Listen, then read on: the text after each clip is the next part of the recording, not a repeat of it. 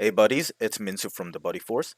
I wanted to make a quick combo video today going through some of the opening combos you can do with the deck. A lot of people are currently playing the old version of the deck, pioneered by Dinkabui, and choosing to blind second. I think that adding the Unchained cards and choosing to go first is a significantly better option for the current format, and hopefully with this video I can convince you to that too. First up is the end board where you only open a Magical Musketeer. You start off by normal summoning the Caspar, link to Max, and into Requiem. You want the Max to be in your graveyard for extra targets to be shuffled back later.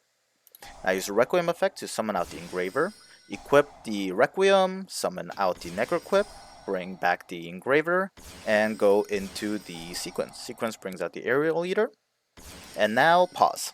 So this is where the combo slightly diverges from the usual one, since the build isn't running Diabolica, and now instead you use the Aerial effect to send the Shrivara.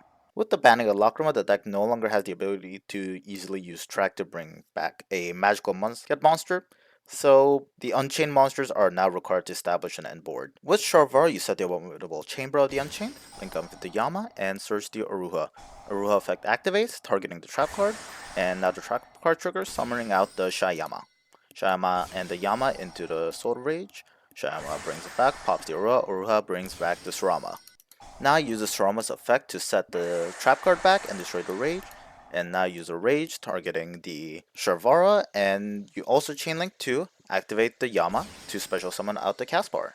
Just a reminder, make sure you don't destroy anything with the Yama effect at this point, because you're going to need to use the Sharvara effect. So from here, you use the Sharvara effect, targeting the Sorama. Destroy the Sorama, and now Sorama brings out the Aruha. And now you're going to link to into the Muckraker, revive the Sharvara, and now you're going to make DDD Wave Hiking Caesar. From here, you have two disruptions of a Wave Hiking Caesar.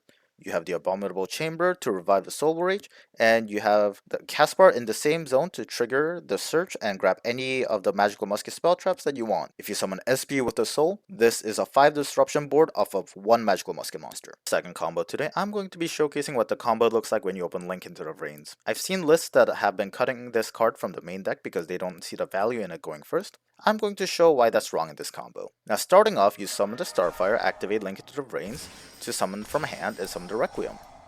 This is where Link into the Reigns is great going first, because as you may know, it prevents the opponent from responding to you during the on-summon window. So obviously the Starfire's effect is protected, but what you can also do is activate the Requiem's quick effect to summon out the Engraver from deck. This still occurs during the on-summon window, and as a result, you're able to resolve two pretty powerful and important effects without being worried about hand traps. From here, you summon the Engraver and summon Caspar off of the Starfire. From here, you do a familiar line of going Engraver into Necroquip, summon Max, and you go into Sequence. Sequence is going to bring out the Aerial Eater, and it's going to send Shrivara, sending the trap again.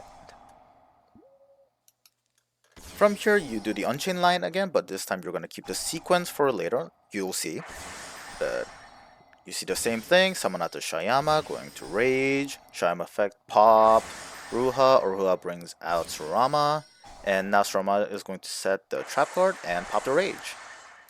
And this is where the Link to the Reigns really shines, because you may not have known that it has a similar graveyard effect to Soul Rage. If a Link monster is destroyed, you can banish it to add any monster sharing the same type as it without targeting.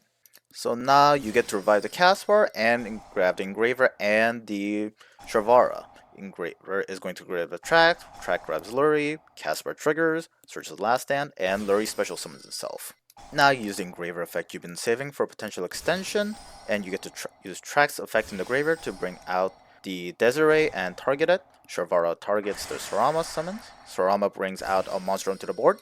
Sharvara and the monster become Muckraker. Muckraker revives the Sharvara, and they're overlaid into Wave Hiking Caesar. Now the end board is a Caspar with Last Stand in hand, Fiendsmith's Desiree, DDD Wave Hiking Caesar, the Muckraker for protection, and the Abominable Chamber to revive the Soul of Rage. Counting the SP that's going to be summoned off of Soul Rage and the Musket that's searched off of Caspar, this board represents up to 7 points of layered disruption with 2 negates for protection against high-powered board breakers or Dark Lord no more, evenly matched, and triple tactics talents. Now these are a couple of combos that you can tinker with, but the combo gets even better depending on the extenders. If you open both the Tract and the Engraver can search the Sang to summon Caesar before you commit it, and if you open either an Unchained Trap card or an Abomination's Prison, you can add the Escape of the Unchained to the full end board to add even more varied disruption that can also let you add back resources in case you needed to play a bit on your turn again. I hope you guys enjoyed this video and found it helpful. Remember to subscribe to the channel, and thanks for watching.